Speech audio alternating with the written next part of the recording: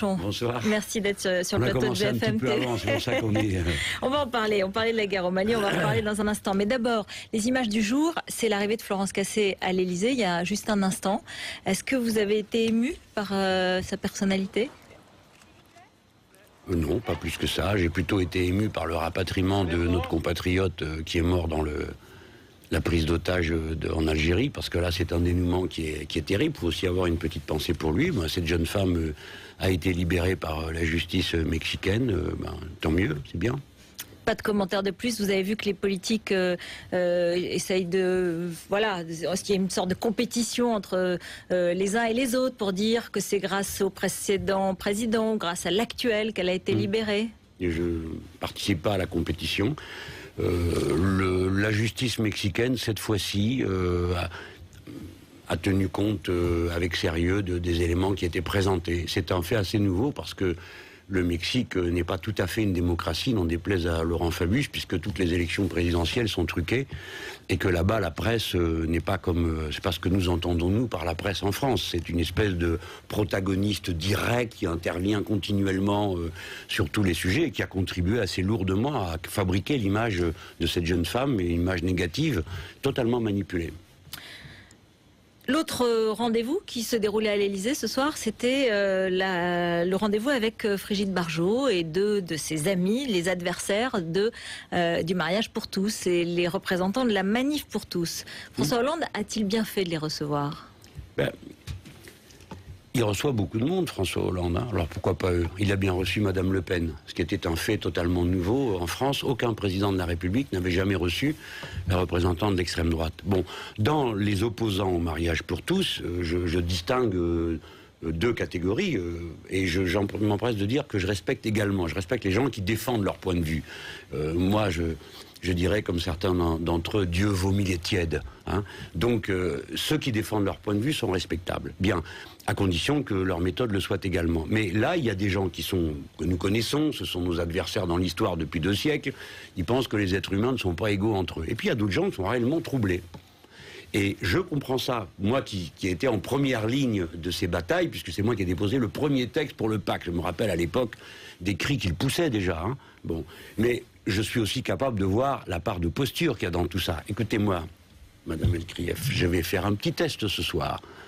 Si tous ces partis de droite et d'extrême droite sont contre le mariage pour tous, eh bien, ils vont donc s'engager à ce que dans leur prochain programme électoral, ils reviennent sur ce qui va être voté à l'Assemblée, puisque ça va être voté à l'Assemblée. Vous savez bien qu'ils ne le feront pas. Regardez, en Espagne, ils ont gesticulé, fait toutes sortes de numéros, ils n'ont rien annulé. Et ils s'engagent, en tout cas pour certains, à ne pas défaire des situations acquises, c'est-à-dire défaire des mariages qui seraient contractés devant le maire. Donc, c'est absurde.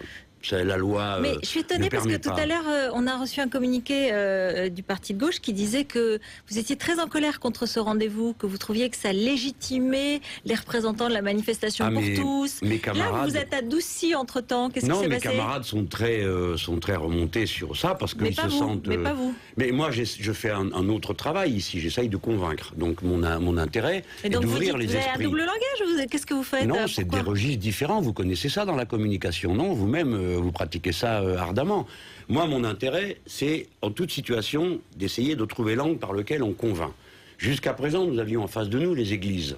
Nous avons dit, c'est absurde.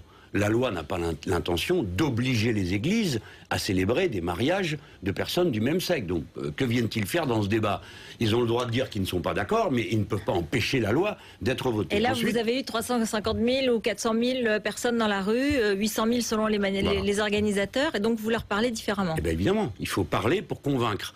Mais je sais très bien que nous allons gagner. Et je sais très bien qu'ils ne vont rien défaire. Et j'ai une longue pratique de cette bataille. Donc François Hollande a raison de les recevoir, pour leur dire qu'il ne reculera pas. Je n'en sais rien, c'est lui, il évalue, moi je ne l'aurais pas fait. En tout cas, vous savez très bien ce que ça prépare. S'il le fait, très bien, il va nous recevoir après les prochaines manifestations qu'organiseront les syndicats contre l'accord Hérault-MEDEF. Il va peut-être nous recevoir. Vous voulez parler de l'accord sur le travail. Ça ne m'impressionne pas plus que ça. Et j'ai presque envie de lui dire bravo de recevoir, parce que du coup, il va devoir nous recevoir. Non, pour être très sérieux, je pense qu'il faut qu'il fasse attention. On ne peut pas jouer toutes les cartes à la fois. toutes les habiletés. Le chef de l'État s'engage. Voilà. C'est sur son programme. C'était sur le nôtre aussi. Nous irons, nous, dans le débat parlementaire, plus loin. Mais nous avons ce moment où nous sommes ensemble réunis. Il ne faut pas trop jouer l'embrouille. Et je suis d'accord avec les uns, je suis d'accord avec les autres. Bon, mais je ne veux pas... C'est pas mon sujet principal. Mon sujet principal, c'est tous les gens qui, dans ce pays, doivent, à la fin de l'épisode, se dire « Bon, la décision a été prise, je l'accepte. » Comme c'est le cas en République. Je l'accepte. Parce que ce dont nous traitons, ce n'est pas d'un thème politicien. Nous parlons de la vie quotidienne des gens.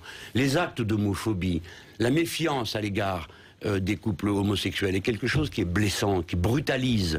Et moi, j'aimerais qu'à la fin, les gens se sentent plus ouverts que plus fermés. C'est drôle parce que je pensais quand même que vous approuveriez au moins François Hollande sur ce sujet, puisque sur le reste, vous êtes quasiment devenu l'opposant numéro 1. Mais là-dessus, je m'attendais. Là, vous dites quand même, faut pas qu'il embrouille. Vous êtes quand même encore plus que sur la réserve. Non, c'est vous qui cherchez à me faire dire que je dois le condamner. Je remarque. Mais non, vous remarquez rien du tout. Bien alors vous faites semblant de ne pas comprendre ce que je suis en train de faire. Je ne m'intéresse pas aux superstructures politiques de notre société qui ne sont pas représentatives. J'ai bien entendu. Tout ça est une manipulation des uns et des autres. Je vous l'ai dit il y a un instant, la droite vocifère, mais en Espagne elle a aussi beaucoup crié, elle a même armeuté le pape, et pour terminer, quand elle vient au pouvoir, elle n'annule pas la loi sur le mariage. J'ai entendu pique-pendre quand j'ai déposé pour la première fois une proposition de loi sur le Pacs, et à l'époque, et maintenant ils sont tous pour. Donc, ce à quoi nous devons travailler, c'est à faire en sorte que l'idée d'égalité devienne majoritaire dans la société. Et croyez-moi, Rutel Krief, nous sommes dans une bataille très culturelle. Mais il faut faire attention culturelle, pourquoi? Parce que c'est le principe d'égalité qui va l'emporter. Mais il ne faut pas blesser. Donc nous devons faire attention à convaincre. Voilà ce que j'essaye de faire. Bon. Il a raison de recevoir pour ne pas blesser. Vous savez qu'aujourd'hui, il y a eu... J'ai dit que ça m'était indifférent, madame. Ce n'est pas ma bataille. Je m'en fous. Tout ça, c'est de l'agitation, c'est de la mousse. Hein. Ce qui compte, c'est convaincre. Le chef de l'État s'est engagé sur un programme, il doit faire le boulot. Quand François Mitterrand s'engageait contre la peine de mort, il faisait le travail. Il allait expliquer.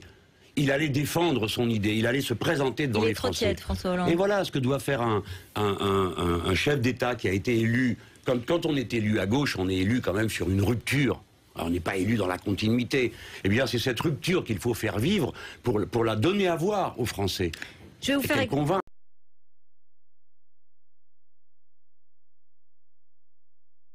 Aux armes, citoyens, formez vos bataillons, marchons, marchons, qu'un sang impur abreuve nos sillons.